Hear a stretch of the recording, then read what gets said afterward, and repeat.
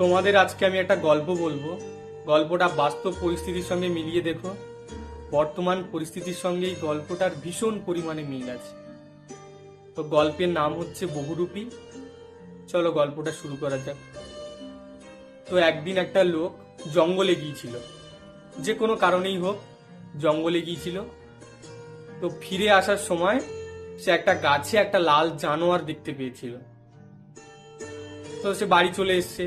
তারপর তার বন্ধুদের কাছে গিয়ে সে বলছে যে জানিস, কালকে আমি জঙ্গলে গিয়েছিলাম, তো আসার সময় একটা অদ্ভুত রকমের লাল জানোয়ার দেখে এসছি। তখন তার যারা বন্ধুরা ছিল ওই লোকের, তাদের মধ্যে একজন বলছে যে আমিও তো জঙ্গলে গিয়েছিলাম, আর আমিও একটা জানোয়ারকে দেখে এসেছি, কিন্তু জানোয়ারটার রং তো ছিল না লাল, তার রং তো ছিল হলুদ। তখন আরো একজন বন্ধু বলে উঠল যে হলুদ রং তুই চিনিস? হলুদ কাকে বলে তুই জানিস? আমিও তো জানোয়ারটাকে দেখে এসেছি, জানোয়ারটার রং তো ছিল সবুজ। আরো একজন বলছে, রেগে গিয়ে বলছে, তোরা সব মিথ্যে কথা বলছিস, আমি তো দেখে এসেছি জানোয়ারটাকে, জানোয়ারটা ছিল বাদামি রঙের। এই বলে তার যে সব বন্ধুরা ছিল তাদের মধ্যে ঝামেলা বেঁধে গেছে, ভীষণ পরিমাণে একটা ঝামেলা বেঁধে গেছে। তো সেই ঝামেলা শুনে আশেপাশে যারা ছিল, লোকজনরা ছিল, তারা এসছে, তাদের কাছে এসছে ঝামেলাটা থামানোর জন্য। তো তারা এসে এদের কথা টথা সব শুনে তারাও দলভাগ করে নিয়েছে। কেউ কেউ চলে গেল লালের পক্ষে, কেউ সবুজের পক্ষে, কেউ হলুদের পক্ষে, কেউ বাদামির পক্ষে, গিয়ে তারাও ঝামেলা শুরু করে দিয়েছে।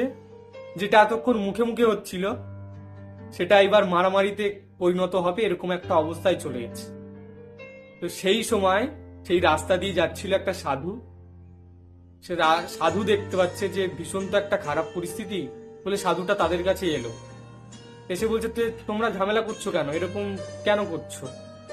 তখন সবাই মিলে তাদের যে সব ঘটনাগুলো সব সেই সাধুর কাছে বলল। সাধু সব শুনে বলল যে আমি তো ওই জঙ্গলেই থাকি, আর আমি প্রায় প্রতিদিনই ওই প্রাণীটাকে, ওই জানোয়ারটাকে আমি দেখি। ওই জানোয়ারটা আসলে হলো গিরগিটি। ও যখন তখন রং পরিবর্তন করে, ও কখনো সবুজ, কখনো লাল, কখনো বাদামি, কখনো হলুদ।